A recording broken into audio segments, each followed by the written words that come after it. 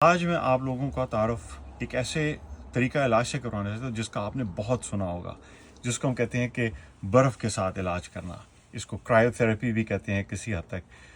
बहुत से लोग बर्फ़ का नाम सुन के ही एकदम से डर जाते हैं, ठिठुर जाते हैं। मैं आप लोगों को बताऊंगा कि बर्फ़ का इलाज के लिए किस तरह से मटेरियल को तैयार किया जाता है और उसके बाद उसको किस तरह से जिस्म के हिस्सों पर इस्तेमाल किया जाता है।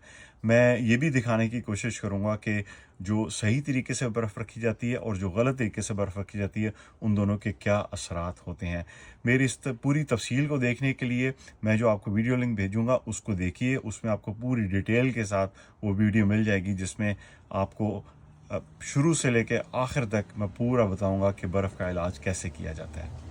अब मैं आपको दिखाने लगा हूँ कि जो आइस पैक हैं वो किस तरह से बनाए जाएंगे। ज़रा मैं माज़रत चाहता हूँ, मैं एक कैंपिंग ट्रिप पे हूँ, तो मैंने सोचा कि आपको यहाँ पे थोड़ा सा इसको मैं आइस पैक के बारे में यहीं पे बता दूँ, तो मैं इंतज़ार नहीं करना चाहता था।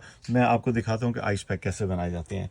ये हमने 2 बैग लिए हैं, इसके अंदर हमने आइस को, ये इस तरह की आइस जो है ये ज़्यादा बेहतर होती है सॉलिड आइस से, तो इनको दोनों को इससे भर लिया है और बहुत ज़्यादा नहीं भरा। अब मैं आपको जो वीडियो मैं लिंक आपके साथ शेयर करूँगा उसमें डिटेल में मैं आपको बताऊँगा कि हम इन 2 बैग्स को, एक को सही तरीके से इस्तेमाल करेंगे और एक को उस तरीके से जिस तरीके पे अमूमी तौर पे लोग इस्तेमाल करते हैं, जो कि सही तरीका नहीं है, मैं आपको दिखाऊँगा।